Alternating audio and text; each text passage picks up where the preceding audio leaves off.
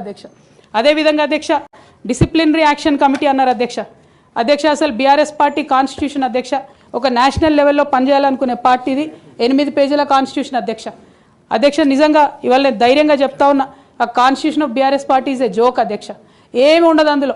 అసలు పోయిన కమిటీ ఎప్పుడు వేసిర్రంటే ఎవరికి కూడా గుర్తుండదు అధ్యక్ష. నన్ను సస్పెండ్ చేసే ముందు డిసిప్లినరీ యాక్షన్ కమిటీ అని సడన్గా రాత్రికి రాత్రి పుట్టుకొచ్చింది అధ్యక్ష. పుట్టుకొచ్చి నన్ను సస్పెండ్ చేశారు అధ్యక్ష. కనీసం నన్ను పిలవాలా, కనీసం షోకాజ్ నోటీస్ ఇవ్వాలా, పోనీ ఇవ్వలేదు, ఎమర్జెన్సీ పవర్స్ వాడి అధ్యక్షుల వారే సస్పెండ్ చేశారు అనుకుంటే తర్వాత కనీసం ఫైనాలిటీ ఆఫ్ ద ఆర్డర్ కోసం అధ్యక్ష అపిలేట్ రూట్ తీసుకుంటే కనీసం తర్వాత ఎక్స్ప్లెనేషన్ అడగాలి అధ్యక్ష. ఎటువంటి పద్ధతి లేదు అధ్యక్ష. ఒక పార్టీ నడిపే పద్ధతి డెఫినెట్గా ఇది కాదు అధ్యక్ష. అవసరం అనుకుంటే నేను లీగల్గా ఛాలెంజ్ చేయొచ్చు, కానీ నేను ఛాలెంజ్ చేయను అధ్యక్ష. ఎందుకంటే ఎటువంటి పద్ధతి లేనటువంటి బీఆర్ఎస్ పార్టీ నుండి, ఎటువంటి నైతికత లేనటువంటి బీఆర్ఎస్ పార్టీ నుండి దూరం అవుతున్నందుకు ఇవాళ నేను చాలా సంతోషిస్తున్నా అధ్యక్ష. నా కుటుంబం, నా పార్టీ, నా రక్తం, నా చెమట, నేను 20 సంవత్సరాలు తెలంగాణ ఉద్యమం కోసం నేను పడ్డటువంటి శ్రమ, నేను చేసినటువంటి కష్టం గుర్తించకుండా ఒక చిన్న ఉరిదీసేవాడిని కూడా అడుగుతారు అధ్యక్ష. ఈ దేశంలో అంత మంచి దేశం మనది, అయినా కూడా సస్పెండ్ చేశారంటే చాలా సంతోషిస్తున్నా అధ్యక్ష. ఇవాళ నేను వేరే ఏం లేదు. అయితే కాంగ్రెస్ పార్టీ అధ్యక్ష నా సస్పెన్షన్ని పొలిటికల్గా వాడుకోవాలని ఈ బీఆర్ఎస్ పార్టీలో వచ్చినటువంటి చీలికలను చాలా పెద్ద ఎత్తున వాళ్ళు ప్రమోట్ చేస్తూ ఉన్నారు అధ్యక్ష. ప్రత్యేకించి వారు నాపై చేస్తున్న ఆరోపణ అధ్యక్ష, ఇది ఆస్తుల పంచాయతీ, ఆత్మగౌరవం పంచాయతీ కాదని చెప్తా ఉన్నారు అధ్యక్ష. నేను ఇవాళ మీ ద్వారా తెలంగాణ ప్రజలకు చెప్పదలుచుకున్న అధ్యక్ష. అధ్యక్ష నాకు దైవభీతి ఎక్కువ అధ్యక్ష, దైవ భక్తురాలు నేను. లక్ష్మీ నరసింహస్వామి మా ఇంటి దేవుడు అధ్యక్ష. ఆ లక్ష్మీ నరసింహస్వామి మీద ప్రమాణం చేసి చెప్తా ఉన్నా అధ్యక్ష. ఒక మహిళగా నాకు 2 కొడుకులు ఉన్నారు అధ్యక్ష, వాళ్ళిద్దరి మీద ప్రమాణం చేసి చెప్తా ఉన్నాను, నాది ఆస్తుల పంచాయతీ కాదు అధ్యక్ష, నాది ఆత్మగౌరవం పంచాయతీ. నేను ఏ విషయమైనా, ఉద్యమకారుల విషయమైనా, బీసీల విషయమైనా, మహిళల విషయమైనా ఏదైనా నిలదీసి అడిగినా అధ్యక్ష, రేపు కూడా అడుగుతా అధ్యక్ష. అందులో ఎట్టి పరిస్థితులలో కాంప్రమైజ్ అయ్యే విషయమే లేదు అధ్యక్ష. ఈ సందర్భంగా తమరికి కూడా నేను ఒక మాట చెప్తా ఉన్నా అధ్యక్ష. మన రాష్ట్రంలో 17 లోక్సభ స్థానాలు ఉంటాయి అధ్యక్ష, ఒకటే ఒక ఉమెన్ ఎంపీ అధ్యక్ష. 119 అసెంబ్లీ సీట్లు ఉంటే అధ్యక్ష, అన్ని పార్టీలు కలిపి 8 మంది ఉన్నారు అధ్యక్ష మహిళలు. 40 మంది ఉన్న ఈ శాసన మండలిలో 3 ఉన్నాం అధ్యక్ష లేడీస్. మేము ఇక నేను పోతే 2 మిగులుతారు అధ్యక్ష. కానీ ఎంత అన్యాయం అంటే అధ్యక్ష, ఎంత చిన్న చూపు అంటే మహిళలు అంటే పొలిటికల్ పార్టీస్కైనా ఆఖరికి కౌన్సిల్ కూడా అధ్యక్ష. నేను నిన్న మొన్న ఫామ్స్ సైన్ చేస్తున్నా అధ్యక్ష, ఎక్కడా కూడా సభ్యురాలని లేదు అధ్యక్ష. ప్రతి చోట కూడా సభ్యుడనే ఉన్నది. తమరన్న దయచేసి మార్చాలి అధ్యక్ష. ఈ మొత్తం 4 కోట్ల మంది ప్రజల్లో అధ్యక్ష మహిళల యొక్క పర్సెంటేజ్ అధ్యక్ష మన రాష్ట్రంలో ఇంత అధ్యక్ష, 0.00003% అధ్యక్ష. ఇది మాకుండే రాజకీయమైనటువంటి రిప్రజెంటేషన్ అధ్యక్ష. రాజకీయంగా ప్రజల మధ్యలో కానీ పార్టీల మధ్యలో కానీ మాకున్నటువంటి రిప్రజెంటేషన్తో మేము ఆడవాళ్ళ కష్టాలు ఎవరికి చెప్పాలి అధ్యక్ష. ఒకనాడు కేసీఆర్ గారు అన్నారు అధ్యక్ష, ఈ దేశ రాజ్యాంగాన్ని మార్చాలి, మహిళలకు సమాన హక్కులు కావాలని. నేను అడుగుతా ఉన్నా అధ్యక్ష, పార్టీలు రాజ్యాంగాలు మార్చుకోవాలి అధ్యక్ష. ఇవ్వండి మహిళలకు సీటు. మీరు ఎంకరేజ్ చేయకపోతే ఎవరు ఇస్తారు అధ్యక్ష? ఎందుకోసం ఇస్తారు? మనం రాణి రుద్రమదేవి గురించి ఇలా మాట్లాడుకుంటున్నామంటే డెఫినెట్గా ఆమె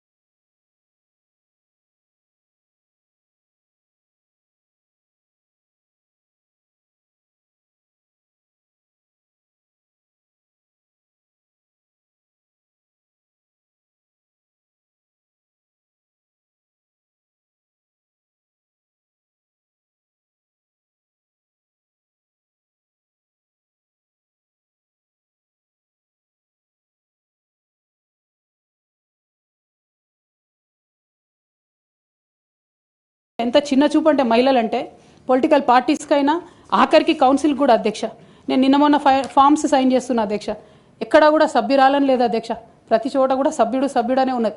తమరన్న దయచేసి మార్చాలి అధ్యక్ష. ఈ మొత్తం 4 కోట్ల మంది ప్రజల్లో అధ్యక్ష మహిళల యొక్క పర్సెంటేజ్ అధ్యక్ష మన రాష్ట్రంలో ఇంత అధ్యక్ష 0.00003% అధ్యక్ష. ఇది మాకుండే రాజకీయమైనటువంటి రిప్రజెంటేషన్ అధ్యక్ష. రాజకీయంగా ప్రజల మధ్యలో కానీ పార్టీల మధ్యలో కానీ మాకున్నటువంటి రిప్రజెంటేషన్తో మేము ఆడవాళ్ళ కష్టాలు ఎవరికి చెప్పాలి అధ్యక్ష? ఒకనాడు కేసీఆర్ గారు అన్నారు అధ్యక్ష, ఈ దేశ రాజ్యాంగాన్ని మార్చాలి, మహిళలకు సమాన హక్కులు కావాలని. నేను అడుగుతా ఉన్నా అధ్యక్ష, పార్టీలు రాజ్యాంగాలు మార్చుకోవాలి అధ్యక్ష, ఇవ్వండి మహిళలకు సీటు. మీరు ఎంకరేజ్ చేయకపోతే ఎవరు ఇస్తారు అధ్యక్ష? ఎందుకోసం ఇస్తారు? మనం రాణి రుద్రమదేవి గురించి ఇలా మాట్లాడుకుంటున్నామంటే డెఫినెట్గా ఆమె స్వతంత్ర సంగ్రామంలో ఉన్నప్పుడు అధ్యక్ష మొదలు కాంగ్రెస్ పార్టీలోనే ఉండే అధ్యక్ష, భగత్ సింగ్ కానీ సుభాష్ చంద్రబోస్ కానీ ఇట్లాంటి వాళ్ళందరూ. కానీ తర్వాత వాళ్ళ ఫిలాసఫీ వెతుక్కొని వాళ్ళ దారి వాళ్ళు వెతుక్కొని పోయినారు అధ్యక్ష. పార్టీలు వేరైనంత మాత్రాన, దారులు వేరైనంత మాత్రాన అధ్యక్ష లక్ష్యం ఒకటే కాదని కాదు అధ్యక్ష. నా లక్ష్యం ఎప్పటికైనా ఒకటే అధ్యక్ష, తెలంగాణ బాగుండాలి, తెలంగాణ ప్రజలు బాగుండాలి, వాళ్ళ కోసం పనిచేయాలి అధ్యక్ష. దానికోసం నేను ఖచ్చితంగా పనిచేస్తూనే ఉంటాను అధ్యక్ష. అదేవిధంగా అధ్యక్ష